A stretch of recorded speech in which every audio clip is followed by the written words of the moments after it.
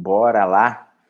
Agora de vídeo, né. Ontem nós falamos em sala de aula e agora vamos tratar dos assuntos de Direito Civil 2, que é direito das obrigações, direito obrigacional e responsabilidade.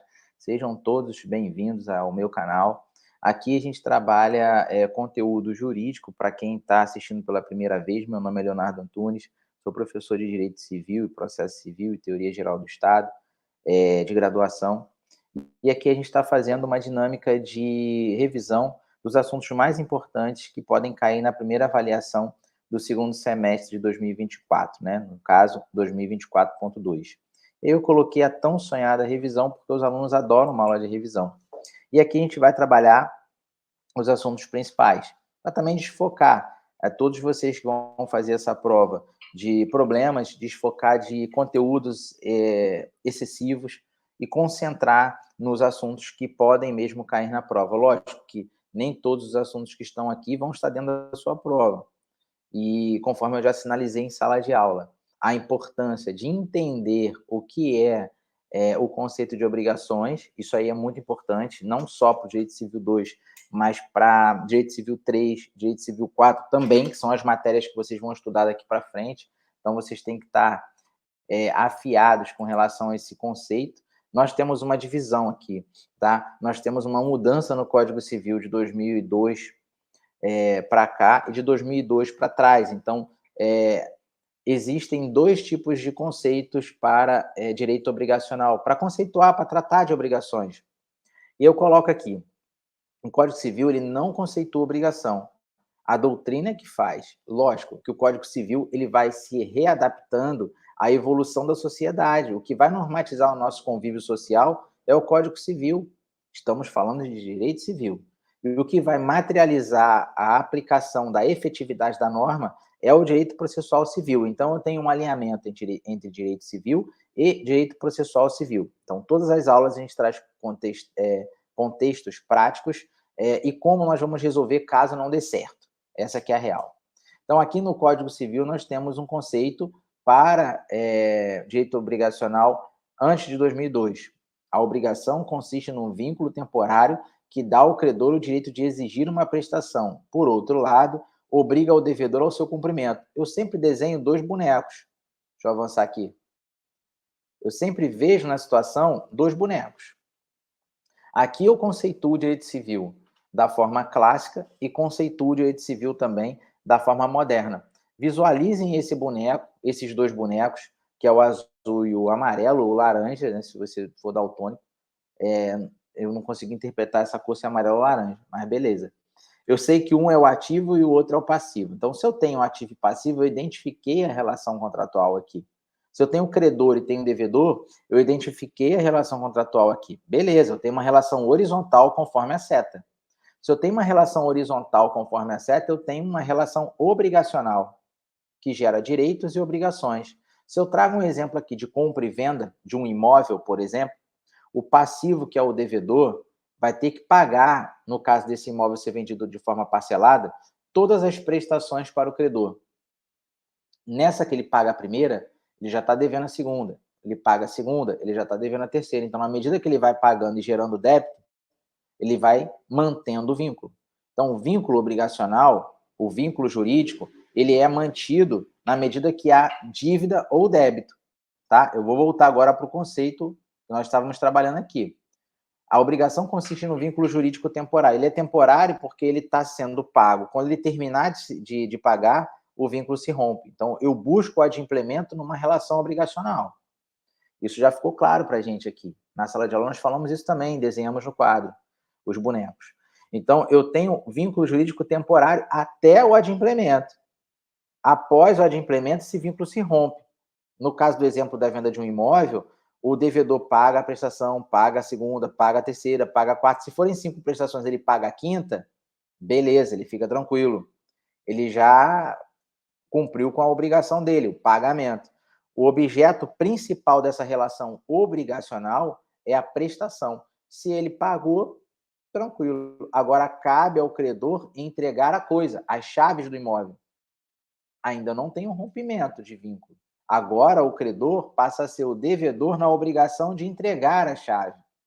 A partir do momento que o devedor entrega a chave, que é o vendedor, ele entregou a chave, se rompe o vínculo jurídico. O, o devedor que pagava as prestações pagou todas as prestações, acabou a obrigação dele. O credor que passa a ser devedor e tem que entregar a chave, entregou a chave, acabou. Houve o adimplemento da relação. Então, essa relação obrigacional, ela busca o adimplemento. No conceito clássico, se entende isso. Tá? No conceito clássico, entende-se que há um vínculo jurídico e se colocam no polo passivo e no polo ativo do negócio firmado. No polo passivo, o devedor, no polo ativo, o credor. Basta isso. Eu tenho que identificar também, dentro dessa relação, dentro do conceito clássico, os elementos. Elemento imaterial, que é o vínculo jurídico, a gente acabou de ver, que é o que se obriga às partes. O elemento subjetivo, que é o sujeito da relação, ou seja, ativo e passivo. Nós vimos os bonecos ali, quem compra e quem vende. Então, eu tenho o elemento subjetivo. E o elemento objetivo, no caso, é a prestação, o qual pode ser positiva, prestação de dar ou fazer, e a negativa, que é a prestação de não fazer. Porque nós fizemos ali o desenho do boneco e nós vimos que isso gera prestação. Fazer, dar, entregar, não fazer. Esse daí é o objeto principal da obrigação. Então, se eu tenho os 3 elementos, eu consigo identificar a relação obrigacional, eu consigo conceituar a obrigação.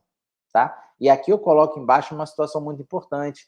Ademais, a obrigação é essencialmente patrimonial, ou seja, o devedor assume uma responsabilidade patrimonial pelo cumprimento da prestação, pois todos os seus bens respondem pela obrigação contraída. É uma sanção patrimonial do devedor. Ou seja, se eu tenho 5 prestações para pagar no imóvel e eu não pago 3 das 5, eu estou em mora. O credor vai me cobrar isso como? Judicialmente. Por isso que eu tenho um alinhamento com o direito processual civil. Judicialmente, eu tenho a cobrança, e essa cobrança vai gerar um desdobramento, que se eu não tiver dinheiro para pagar as prestações, eu vou ter que sacrificar meu patrimônio. E eu não vou sacrificar o patrimônio porque eu quero, se eu sou devedor. O devido processo legal vai chegar a um determinado momento de uma sentença, do recurso, de um acórdão, de um cumprimento de sentença, que vai levar à penhora do bem. Então, os bens que eu tenho em meu nome serão alvos de uma possível penhora, de um possível bloqueio, se eu não fizer um acordo antes e pagar a prestação, aquelas que eu estou devendo. Por isso que se coloca aqui.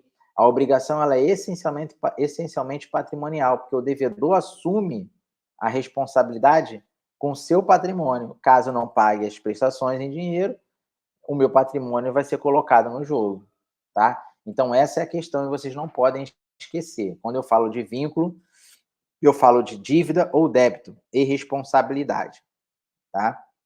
Eu boto aqui embaixo, pessoal. Lembrem de um contrato de compra e venda, de um bem imóvel, como exemplo, para facilitar o entendimento de vínculo. Porque a gente fala em compra e venda de imóvel parcelado, direto. Quem compra, é muito difícil encontrar alguém que compra à vista. Então, nós falamos ali do conceito clássico. Eu identifico polo ativo e polo passivo, identifico os elementos da obrigação. Agora eu vou para o conceito moderno. Eu vou dar um desdobramento maior para isso. Lógico, eu não esqueço o conceito clássico, ele se mantém lá, mas agora eu trago algo a mais. Então, atualmente, a doutrina busca superar a ideia de obrigação como algo estático, em que as partes ocupam tão somente o polo passivo ou o polo ativo da relação.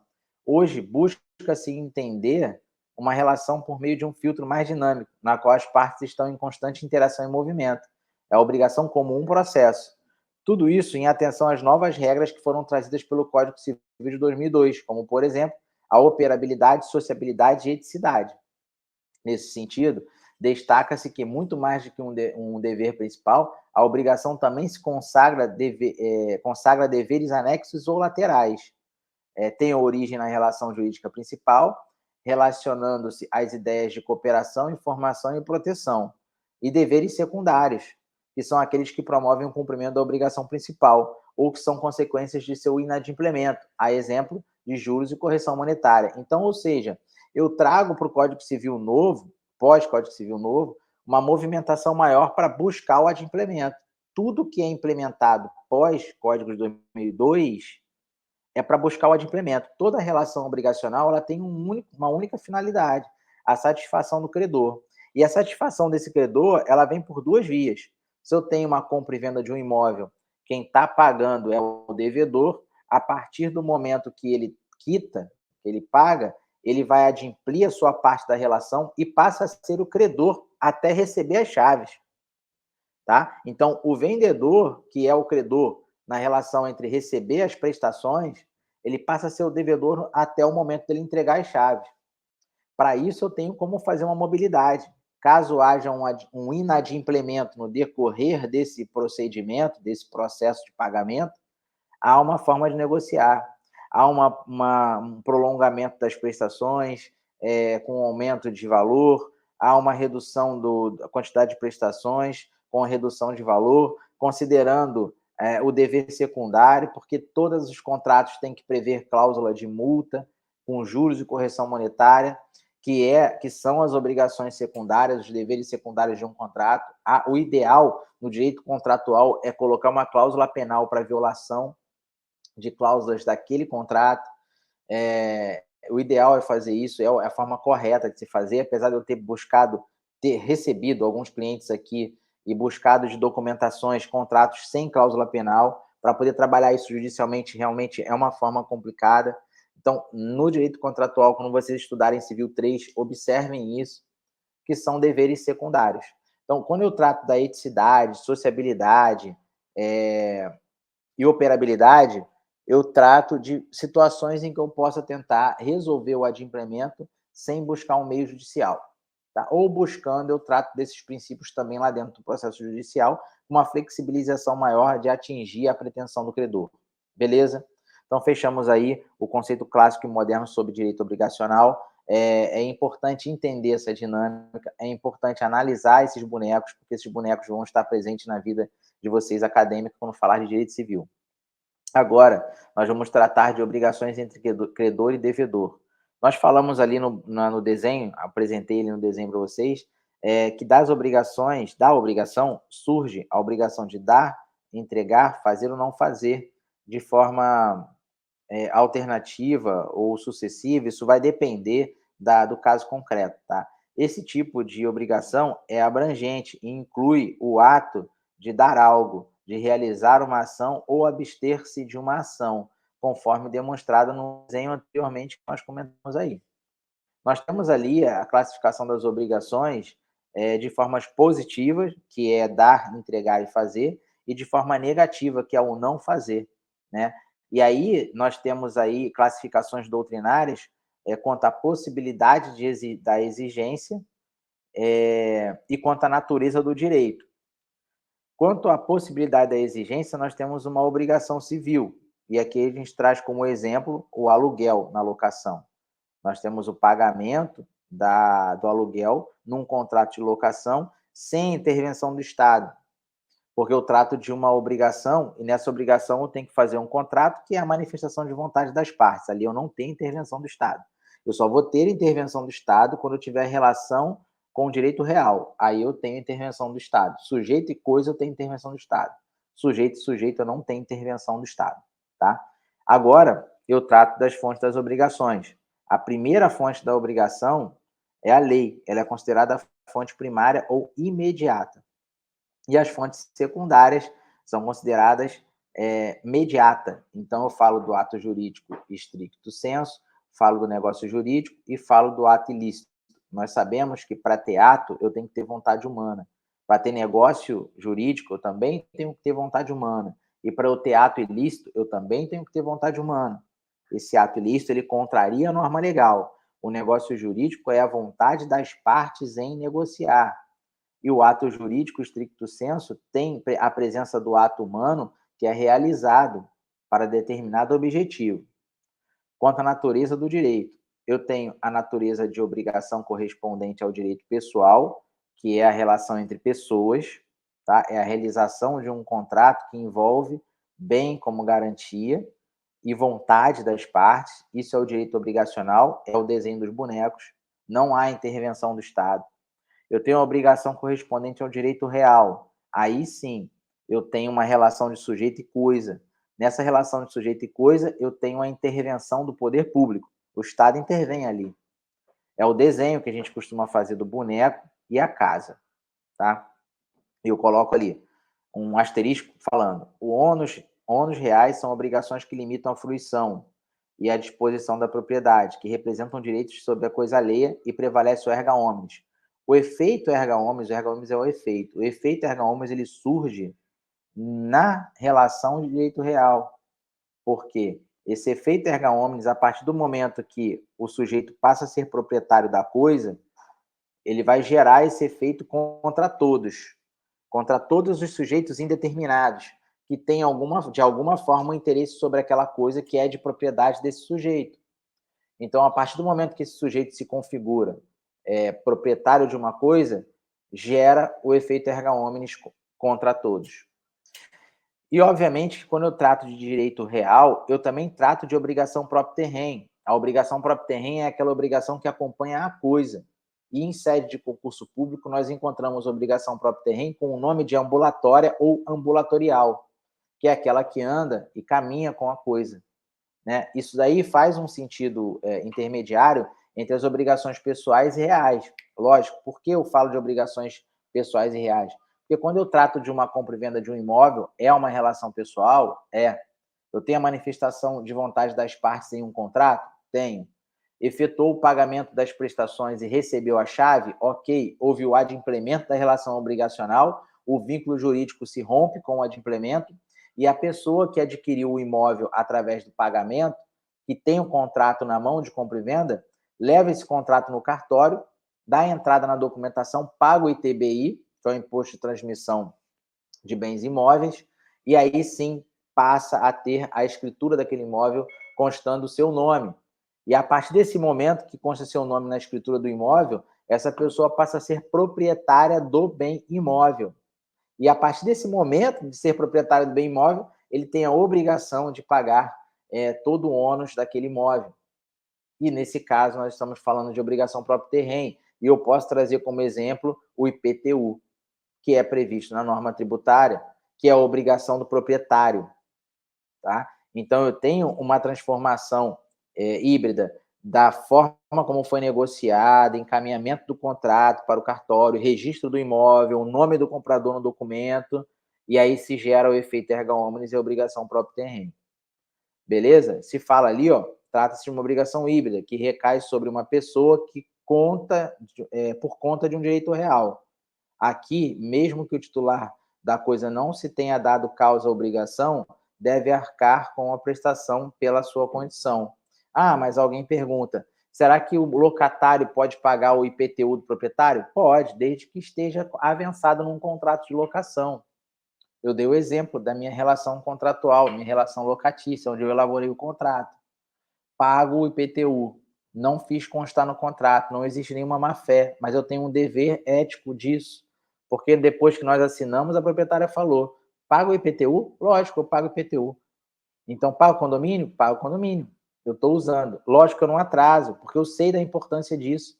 Agora, se eu não faço constar e eu não pago, eu estou agindo de má fé e essa pessoa corre o risco de perder o patrimônio, porque a garantia da relação entre proprietário e fazenda, Estado, é o próprio bem, é a própria coisa.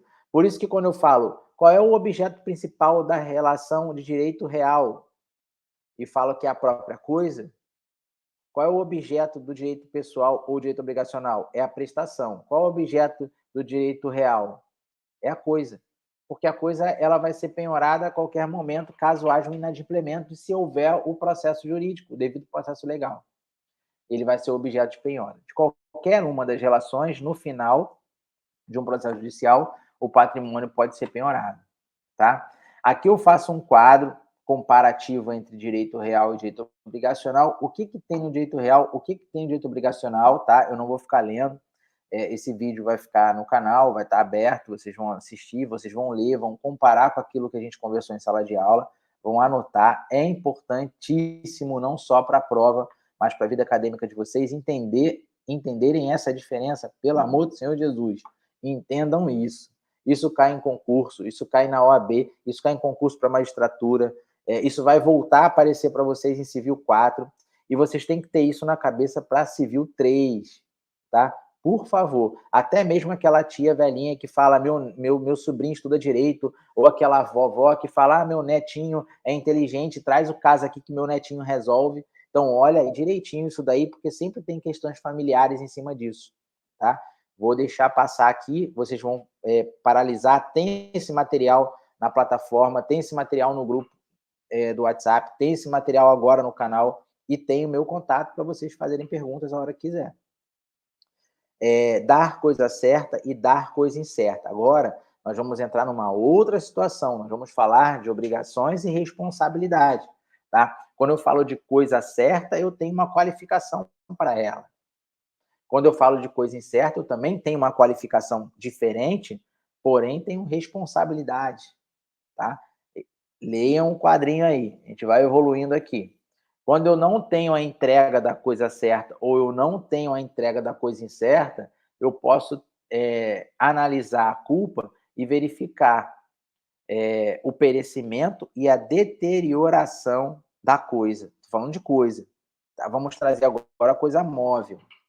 Se eu compro um celular, por exemplo, pela internet, eu especifico que é um iPhone 15 Pro Max de 64 GB da cor preta, eu trouxe gênero, quantidade e qualidade. Logo, eu dei uma informação de coisa certa que eu quero. Tá? É a coisa conhecida e determinada. Eu dei o exemplo ali foi o 8. Agora, se eu não especifico o que eu quero, eu tenho só informações básicas. Eu tenho a quantidade e a qualidade, mas eu não tenho o gênero. Me carece o gênero aí. Sabendo que o gênero não vai perecer, mas me carece o gênero na informação e identificação da coisa incerta. Então, eu tenho coisa indeterminada, mas determinável, porque eu recebo a coisa. Exemplo, um óculos de sol de uma ótica. Eu não especifico se o óculos de sol da marca tal ou da cor tal, eu não especifico. Eu falo que é um óculos de sol que me serve qualquer cor, qualquer marca de uma ótica. Quando eu falo de perecimento, eu falo de perda total. Quando eu falo de deterioração, eu falo de perda parcial. Essa perda total, realmente, quando acontece, se avalia culpa ou não do devedor. Se eu tenho a perda total, eu não vou ter como recuperar essa coisa. Se perdeu, a não ser que eu entre nas regras do Código Civil para receber uma indenização se for por culpa do devedor. Agora, se não for por culpa do devedor, eu tenho que avaliar a situação de receber pelo menos o que eu paguei, e aí cada um fica com seu prejuízo. Agora, se eu tenho a deteriorização da coisa, eu tenho um depreciamento de valor de mercado. Pode-se aceitar o abatimento do valor, pode-se aceitar a devolução do valor equivalente. Então, vai depender da relação, vai depender se houve culpa do devedor ou não. Mas se houve culpa do devedor, eu acrescento a indenização. Então, sempre que há perda, perecimento, perda total, perecimento, ou perda parcial, que é deterioração por culpa do devedor, eu tenho que incluir, além da devolução, a indenização por perdas e danos, tá? Caso fortuito ou força maior. Quando eu falo de caso fortuito ou força maior, isso aí é nítido para quem estuda direito, sabe que no Código Civil está prevista a excludente de responsabilidade. É um evento que não há controle, não é por força humana. Esse evento ele é incontrolável, tá? Então, por essa razão, são casos de excludentes de responsabilidade. Não se tem a obrigação de indenizar, porque não houve culpa. Agora, eu tenho duas causas de exceção, da excludente e da responsabilidade. E uma delas é a mora do devedor, e a outra é a cláusula de assunção de competência. Como surge a mora do devedor? Compra um produto pela internet, o devedor se compromete a entregar em 30 dias e não entrega. A partir daí, ele entra em mora. Caso ele saia da loja no 35º dia para entregar, ele já está fora do prazo, ele está em mora. E durante esse percurso acontece um caso fortuito ou força maior, mesmo com o evento da natureza, mesmo com o evento imprevisível, que não seja pela força humana, sem a culpa do devedor, ele deve se responsabilizar pela perdas e danos. Por quê? Porque ele extrapolou o prazo de entrega, incorreu em mora. Então, quando o devedor incorre em mora, ele mesmo com caso fortuito ou força maior, ele tem que indenizar. Então, isso é uma exceção da excludente responsabilidade. O que é a cláusula de assunção de competência? Num contrato, se o devedor prevê uma cláusula que fala, independente de caso fortuito ou força maior, eu vou entregar e eu assumo a responsabilidade, ótimo. Eu posso trazer um outro exemplo também, que é um seguro. Né? No caso de extravio, por caso fortuito ou força maior, perda ou deterioração, o seguro te ressarce, te reembolsa. Então, uma condição. Tá? Então, para eu ter a cláusula de assunção de competência, eu incluo uma condição, eu incluo uma situação que favoreça o comprador, tá? Que favoreça o credor nessa relação de entrega de coisa certa ou incerta. Quando eu falo aqui de perda na obrigação de dar coisa certa, eu tenho que analisar a conduta culposa. Antes da tradição, eu faço uma citação 1 e 2 aqui, perda total. Caso não haja culpa, o contrato se resolve para ambas as partes, devolve-se o que já foi pago pelo credor e regressando ao status quo. Caso haja culpa, resolve-se a obrigação, devolve-se o que já foi pago e há perdas e danos. Então, nós vemos ali culpa antes da tradição, devolve o que foi pago mais perdas e danos. Sem culpa, só devolve o que for pago. Importante, galerinha, por favor, em nome do Senhor Jesus. Anotem isso num papel ou num caderno. Tá vendo o vídeo? Anota lá. Artigo 234, primeira parte. Perda total, que é ou perecimento, perda total, no caso de não haver culpa do devedor. Artigo 234, segunda parte. Perda total, no caso de haver culpa do devedor. Aí você coloca uma setinha do lado, você faz um esquema sobre isso daí, tá? Que se você vai memorizar muito bem. Percebe que nós falamos antes da tradição, perda da perda de coisa certa. Antes da tradição, coisa certa. Artigo 234, dividido na primeira parte e segunda parte, nós já estudamos isso. Agora, perda parcial ou deterioração, caso haja culpa do devedor, o credor tem direito potestativo de escolher. Então, quando fala direito potestativo, é que o credor vai escolher se vai ficar com o bem abatido do preço, o valor que perdeu ou se resolve a obrigação. Artigo 235. Caso haja culpa do devedor, mesmo direito potestativo, se vai ficar, se não vai ficar, se vai querer abatimento do preço, mas perdas e danos. Obviamente que dentro dessa relação, tanto de perda total quanto de perda parcial, o credor pode negociar, pode trazer uma mobilidade que fique melhor para ambas as partes em um acordo extrajudicial ou acordo judicial mesmo, desde que as partes concordem e o juízo não vai interferir, só vai interferir se houver prejuízo constitucional, uma violação constitucional. Tá? Então, nós estudamos aqui perda na obrigação de dar coisa certa antes da tradição. Agora, depois da tradição, se houve a tradição, né, e a coisa se perece para o dono, após chegar em suas mãos, eu recebo o celular e esse celular passa a dar defeito depois que chega. Isso foi após a tradição, após a entrega. Eu tenho que considerar o res perite domínio. Ou seja, para o atual proprietário, são exceções do res perite domínio um princípio geral de garantia concedido ao equivalente, que é o vício oculto e o vício jurídico. Então, se eu tiver vício, por exemplo, eu comprei esse celular, ele chegou para mim funcionando. Eu usei durante 20 dias e ele acabou dando problema. Eu levo para assistência técnica e se comprova que havia um pedaço de papel dentro de um sistema, dentro da placa do celular. Então, foi um vício oculto. Eu não peço para abrir o celular para poder ver como é que está a placa dele e saber se ele está funcionando. É bem dentro do maquinário dele. Eu olho a aparência, o uso, o movimento, está funcionando, eu compro.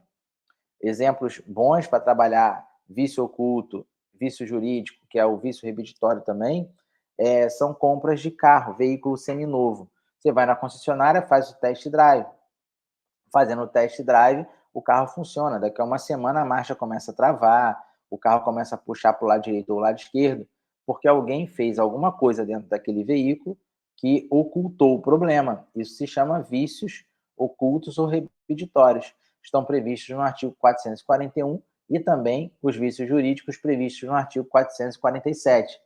Cabe aí uma indenização ou uma substituição da coisa, dependendo do caso concreto, tá? Então, perda na obrigação de isso tudo, né, que eu falei de vício oculto, vício remediatório, nós estamos alinhando também a Lei 8.078 de 90, que é o Código de Defesa do Consumidor.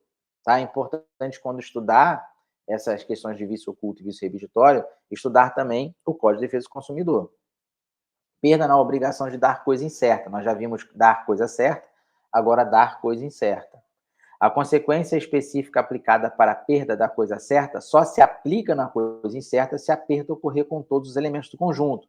Ou seja, se eu estou falando ali, ó, se eu peço um óculos de sol de uma ótica, se a ótica pega fogo, por exemplo, eu perdi todos os elementos do conjunto. Logo, eu aplico a regra da perda da coisa certa. Tá? Ó, pois, se um óculos de sol da ótica se perde, sobram todos os outros para serem entregues. Beleza, se eu tenho pedido de coisa incerta, os que restaram na loja, o que tem lá, um na entrega se perdeu. O que está lá na loja, ele pode substituir aquele que se perdeu, porque é coisa incerta. Agora, se esse um se perdeu e os demais pegaram fogo, eu perdi todo o estoque. Então, eu aplico a regra da coisa certa. Somente se a ótica inteira pegar fogo e não sobrar nenhum dos óculos de sol para ser entregue é que as consequências se aplicam.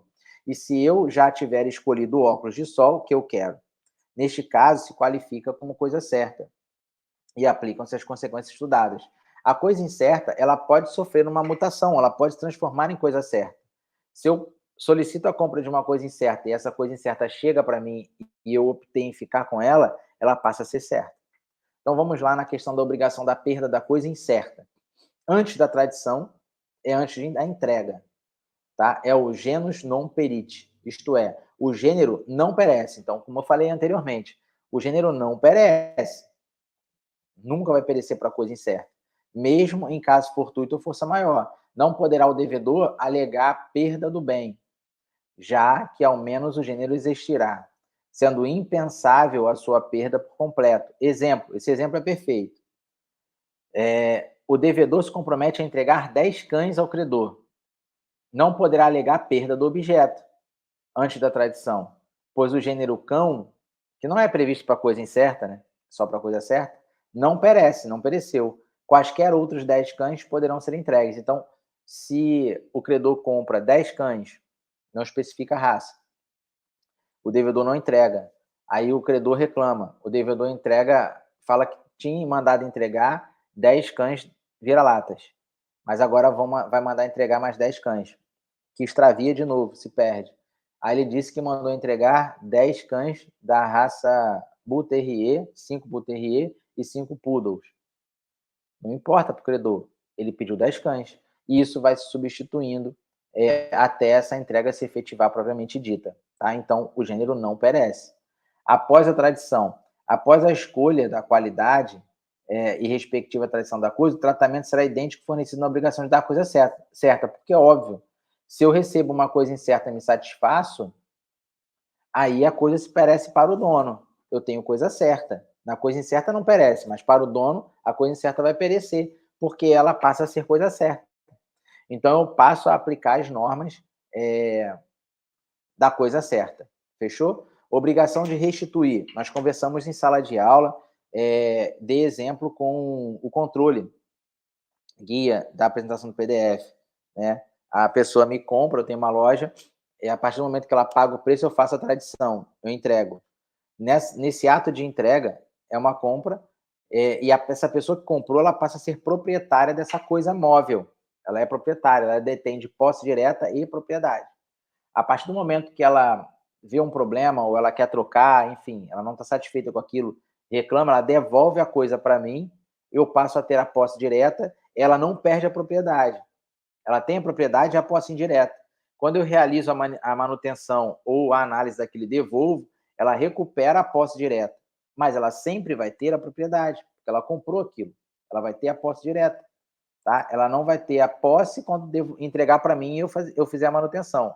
Ela perde a posse, mas eu devolvo a posse direta para ela. Tá? Eu acho que é bem claro esse exemplo. Quando há perda total ou perecimento, né? No caso de restituição, caso não haja culpa, temos que sempre avaliar a culpa do devedor, o credor sofrerá a perda e o contrato se resolve. Isso na restituição. Caso haja culpa do devedor, o credor sofrerá a perda, mas o devedor responderá o equivalente mais perdas e danos. Quando há perda parcial, caso não haja culpa do devedor, o credor receberá a coisa tal qual se acha, sem direito de indenização. Caso haja culpa do devedor, o devedor responderá pelo equivalente mais perdas e danos. Depois da restituição, após a devolução da coisa, né? Naquele exemplo, o cara me comprou isso daqui, deu problema, me entregou, eu fiz a manutenção e restituí. O tratamento será idêntico ao fornecido na obrigação de dar a coisa certa. E se der problema, eu tenho todos os requisitos da coisa certa. Aí aqui nós falamos sobre exceções à isenção da responsabilidade do devedor, nós já falamos sobre isso, né, nos slides anteriores, falamos da mora do devedor, falamos do caso da cláusula de assunção de competência, e agora, para fechar, a gente fala de conceito de obrigação, né, a obrigação de fazer, né, o conceito de obrigação de fazer, que consiste no desempenho de uma atividade, isso é muito importante, não só para a nossa prova, mas também para a vida social de vocês, vida acadêmica, vida pessoal. Quando eu trato de desempenho de atividade num serviço, eu trato de especificidade. Eu classifico aqui a depender da possibilidade de ser executada por pessoa diversa daquela inicialmente indicada. Então, se eu tenho possibilidade de contratar outra pessoa, eu não tenho caráter personalíssimo na obrigação de fazer. Exemplo, eu contrato um eletricista para poder realizar a passagem de fiação e iluminar a sala do meu escritório. Eu contrato esse eletricista específico, porque ele sabe mexer com a tensão da energia elétrica que eu tenho aqui, ele sabe mexer no polo ativo da luz, no positivo, né? No polo positivo da energia elétrica, e sabe trabalhar com o neutro. Então, eu quero esse eletricista específico para trabalhar para mim. Então, eu direcionei a capacidade técnica dele para realizar essa obrigação de fazer. Então, ele, para mim, tem um caráter personalíssimo. Quem vai decidir isso sou eu, o credor. Eu vou contratar e eu quero esse eletricista. Agora, se eu contrato uma empresa, para mim tanto faz qual é a capacidade técnica do eletricista. Eu quero que venha e faça a luz acender na minha sala do escritório. Aí eu não doto isso como caráter específico. Aí eu falo das obrigações, né? Se ela é uma obrigação de fazer fungível, é aquela passível de substituição. Ela não é personalíssima. Se eu falo de obrigação de fazer infungível, aí eu tenho que levar em consideração as qualidades pessoais, técnicas e científicas, e aí passa a ser personalíssima. Eu não quero outro eletricista a não ser aquele, porque ele tem a qualificação ideal. Então, ela é uma obrigação de fazer infungível. Fechou? Espero que vocês tenham gostado aí dessa revisão. Ultrapassei bastante o tempo, mas eu acredito que ficou claro o conteúdo diante daquilo que nós falamos em sala de aula. Espero também que vocês tenham muita paciência e muita tranquilidade, afastando de seus pensamentos qualquer problema para o estudo, né, dessa semana de provas que vocês vão enfrentar. Não vai ser fácil, mas se superem, tá? Não deixem essa oportunidade sair das mãos de vocês, fazer uma faculdade de Direito, terminar um curso de Direito, que eu sempre considero a melhor carreira. Se esforcem ao máximo, tá? Em sala de aula eu vou estar para orientar vocês, lógico, dentro do que vocês estudaram, a gente vai motivar o cérebro de vocês para poder trazer aquilo que vocês estudaram em casa. Eu sei que o nervosismo traz um pouco de dúvida, sei que o nervosismo traz insegurança, mas eu vou estar ali do lado de vocês para poder apoiar e ajudar no que for necessário. Tá ok? Então vamos estudar com tranquilidade, com paciência, anotando tudo. E quando acompanhar com esse vídeo, façam as anotações, abram o Código Civil, leiam os artigos, tá? Qualquer dúvida eu estou por aqui, só mandar mensagem. Obrigado aí pela atenção de vocês, até a próxima e bons estudos.